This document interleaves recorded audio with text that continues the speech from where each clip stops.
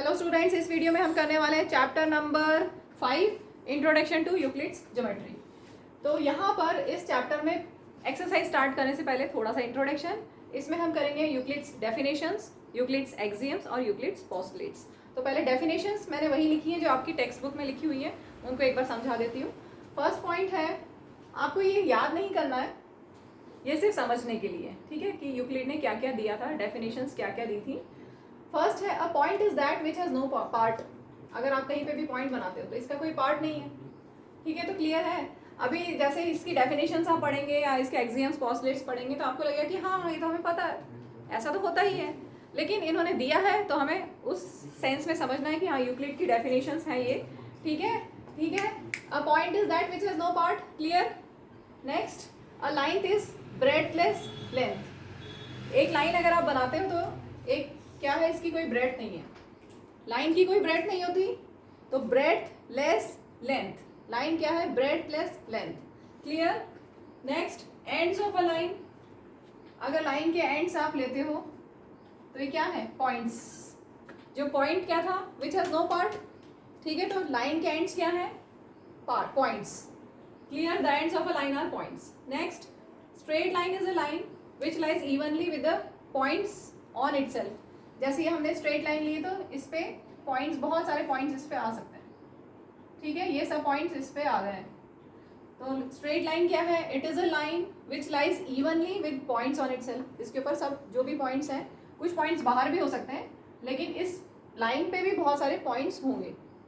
Next, a surface is that which is length and breadth only.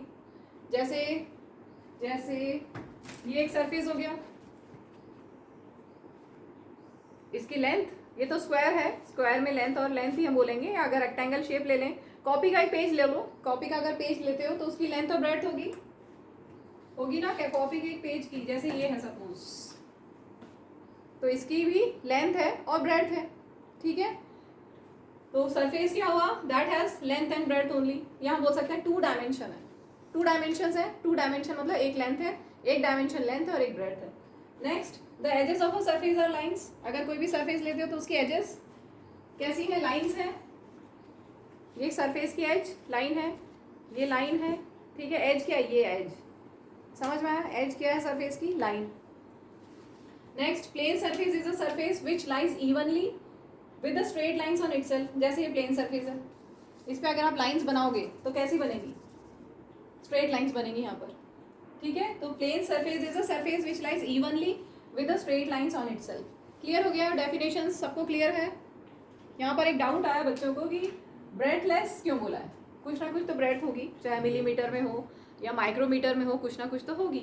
लेकिन ऐसे case में जब हम लाइन की बात कर रहे हैं तो उसकी ब्रेड्थ जितनी भी होगी मिनिमम सी, उसको हम इग्नोर करेंगे, नेग्लेक्ट करते हुए चलेंगे, ठीक है। बहुत सारी चीज़ें होती हैं ऐसी मैथ्स और फिजिक्स में जो हम होती हैं लेकिन हम उनको नेग्लेक्ट करके चलते हैं। तो वैसे ही यहाँ पर भी लाइन में भी कुछ ना कुछ तो ब्रेड्थ होगी, मिनिमम ब्रेड्थ होगी, लेकिन हम उसको नेग्लेक्ट करते हुए समझेंगे, clear. Moving to next topic, Euclid's axioms.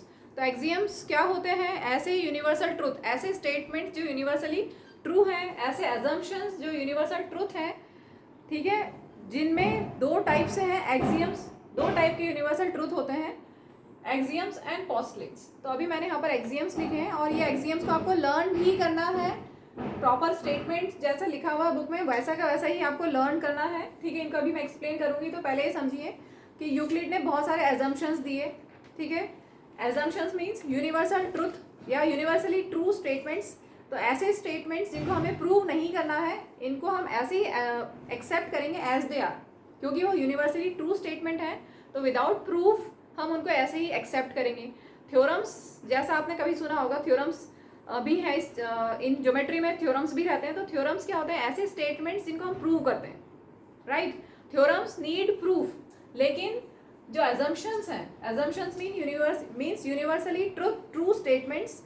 तो ऐसे स्टेटमेंट्स जिनको प्रूव करने की ज़रूरत नहीं है, we accept them as they are, वो होते हैं एजम्पशंस या यूनिवर्सल ट्रूथ। और यूक्लिड ने उनको दो तरह से कैटेगराइज किया है, एक्सियम्स एंड पोस्टुलेट्स, ठीक। अब एक्सियम्स क्या होते हैं, जो थ्रू आउट मैथ्स आप यूज़ करते हो, जो हम अभी करने वाले हैं Euclid's axiom, through out maths use करते हो, इनफैक्ट आपने यूज़ किए भी हैं, प्रीवियस क्लासेस में भी आप यूज़ कर चुके हो और अभी भी आप 9th क्लास में भी यूज़ कर रहे हो।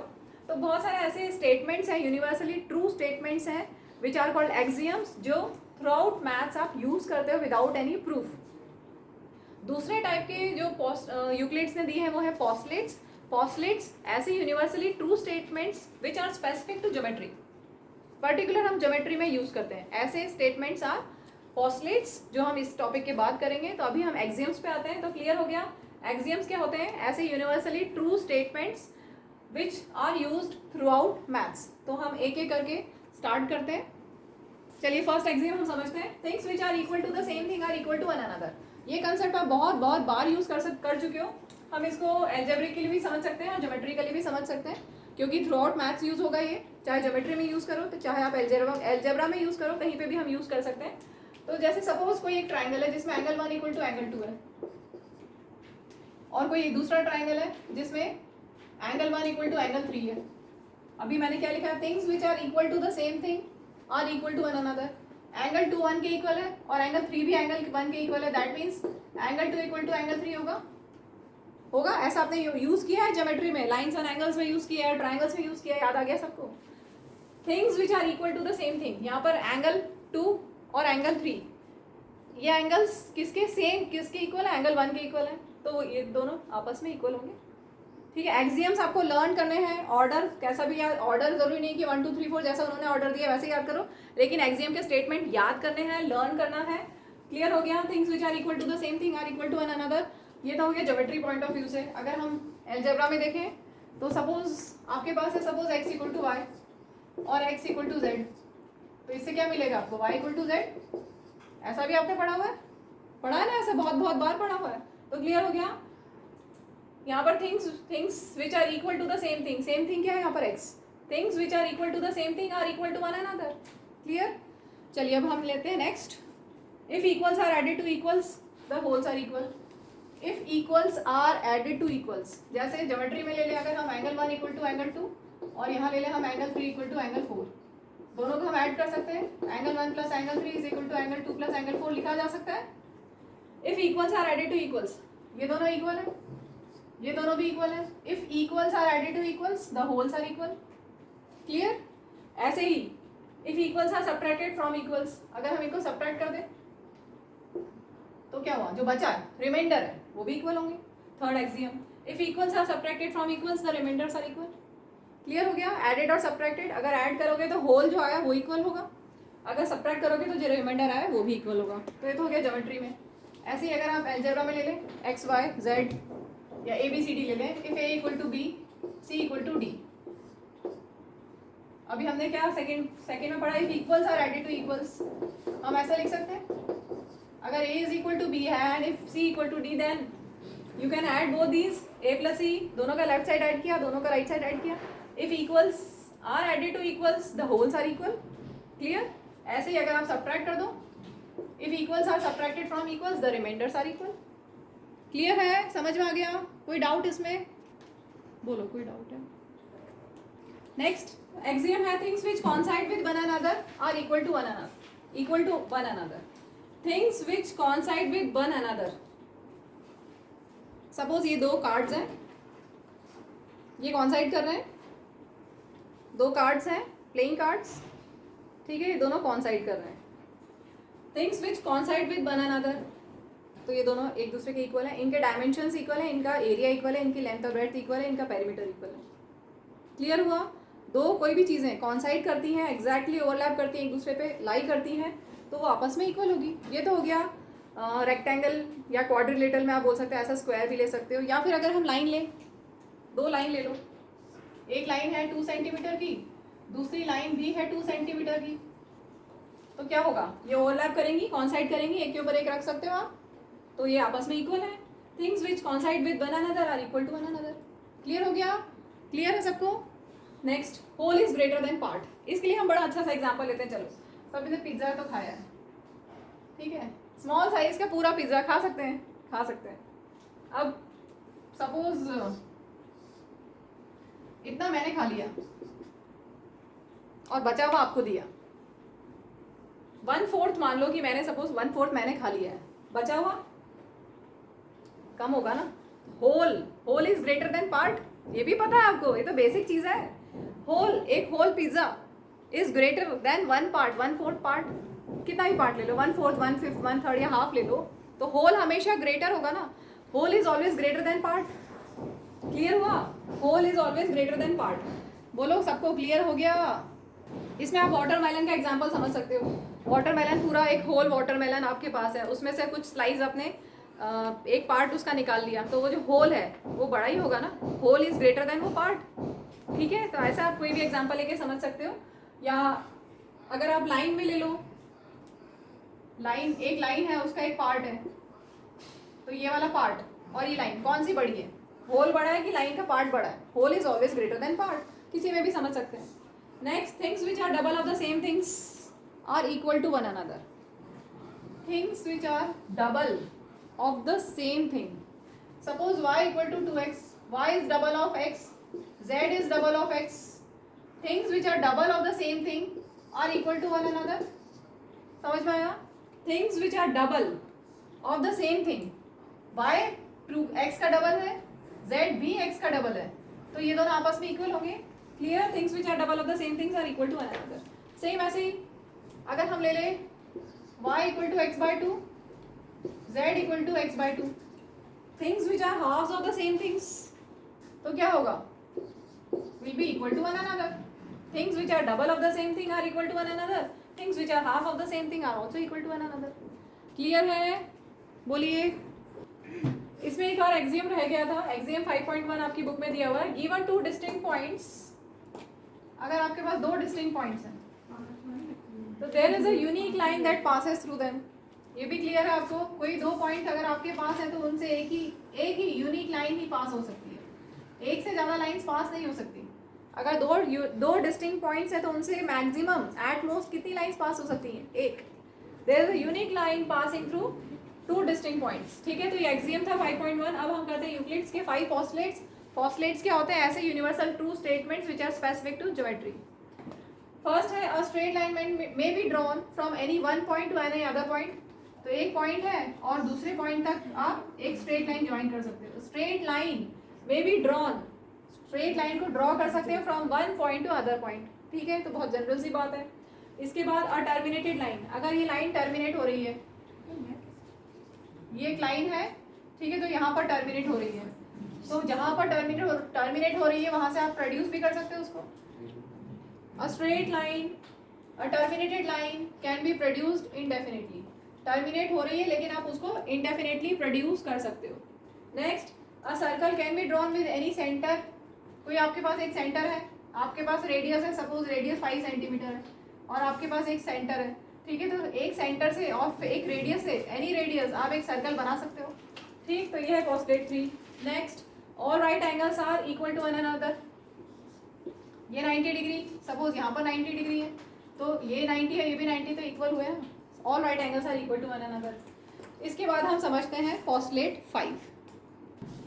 नेक्स्ट, लास्ट पोस्टुलेट बहुत ही इंपॉर्टेंट है. इसका स्टेटमेंट, पोस्टुलेट्स के सभी पोस्टुलेट के स्टेटमेंट आपको लर्न करने हैं और नंबर से. पोस्टुलेट 1, पोस्टुलेट 2 सारे आपको याद होने चाहिए. ठीक है, तो यहाँ पर दिया for straight line following on 2 straight lines. तो मैं 2 स्ट्रेट लाइन बना रही हूँ. ये 2 स्ट्रेट लाइन्स बना दी. ठीक है, लाइन मतलब दोनों साइड से वो हम प्रोड्यूस कर सकते हैं. No fixed end point.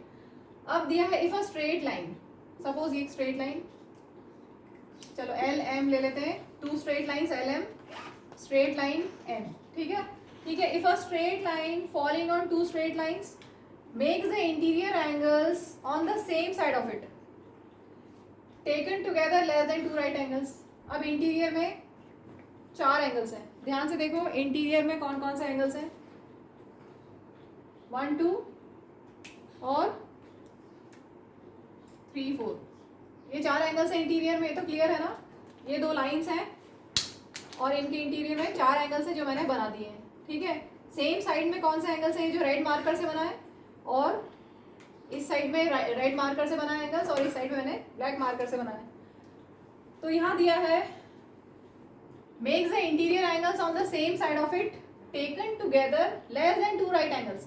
अगर सेम साइड में लेस देन 2 राइट एंगल्स हो, सपोज ये एंगल 1 है और ये एंगल 2 है, अगर angle 1 plus angle 2 less than 2 right angles means 2 into 90 अगर हो तो क्या होगा, then the 2 straight lines if produced indefinitely, अगर इन स्ट्रेट लाइन्स को आप प्रोड्यूस करोगे तो क्या होगा, कहीं पे मीट करेंगी, will meet on that side on which the sum of angles is less than 2 right angles. जिस साइड में sum of angles is less than 2 right angles है उस साइड पे ये मीट करेंगी। क्लियर हो गया, समझ में आया? वापस से एक बार बता रही हूँ, अगर आपके पास 2 लाइंस हैं तो 2 स्ट्रेट लाइंस और एक और स्ट्रेट लाइन है following on 2 straight lines such that interior angles on the same side of it taken together is less than 2 right angles, then these lines को अगर आप प्रोड्यूस करोगे तो they will meet at a point। Clear? एक अब इसको हम थोड़ा सा पैरेलल लाइंस के कंसेप्ट से समझते हैं। इतना तो क्लियर हो गया सबको? इसी को चलो वो जब टॉपिक आएगा तब बताऊंगी, अभी इतना ही समझो। पॉस्टलेट तो यही है, if a straight line falls on 2 straight lines such that sum of interior angles on the same side of it taken together is less than 2 right angles, then these lines if you produce them then they will meet at some point। किस side पे? जहाँ पर sum of interior angles is less than 2 right angles, वहाँ पर उस side पे ये meet होंगी। अब क्लियर है सबको? सेम पॉस्टलेट को हम थोड़ा सा अलग तरह से समझ सकते हैं। अगर वो जो स्ट्रेट लाइंस हैं वो पैरेलल हो, ध्यान से सुनिए, अगर ये जो 2 स्ट्रेट लाइंस थी, पहले मैंने कैसा लिया था, इस तरह की ली थी और वो कहीं पे मीट हुई थी आगे जाके, ठीक है। अगर ये लाइंस पैरेलल हो तो क्या होगा, दे विल नेवर मीट। ये तो पता है ना, क्योंकि उनके बीच का डिस्टेंस सेम है। तो क्या होगा, थ्योरम क्या होगी, थ्योरम नहीं, पॉस्टलेट क्या होगा, अगर आपके पास 2 लाइंस है L M and if a straight line N falls on L and M such that इन दोनों एंगल्स का सम क्या हो, is equal to 180, is equal to 2 right angles. If a straight line falling on 2 straight lines makes the interior angles on the same side of it taken together equal to, ध्यान से सुनो, दूसरा form बता रही हूँ, less than की जगह equal to 2 right angles. अगर angle 1 plus angle 2 is equal to 2 right angles means 2 into 90 that is 180, तो क्या होगा, these lines will never meet। और ये आप पढ़ चुके हो ना, आपने पढ़ा हुआ है लाइंस एंड एंगल्स में, अगर 2 लाइंस पैरेलल होती हैं तो इंटीरियर एंगल्स का sum of interior angles on the same side of transversal is supplementary. ये आपने पढ़ा है, कोई इंटीरियर एंगल्स का सम सप्लीमेंट्री होता है। क्लियर हो गया? तो यही इसी का जो हमने पॉस्टलेट 5 किया उसी का दूसरा फॉर्म है। अगर लाइंस पैरेलल हो तो आप कैसे दे सकते हो, अगर if a straight line is following on 2 straight lines such that it makes the interior angles on the same side of it taken together is as 2 right angles, then these lines if produced indefinitely will never meet। Clear हो गया? तो चलिए इस video को यहीं पे and कर दें। एक्सरसाइज 5.1 हम नेक्स्ट एक्सरसाइज में करेंगे। अभी इसमें एक्सियम्स, पॉस्टलेट्स और डेफिनेशन सारी हो गई। ठीक है, थैंक यू, बाय।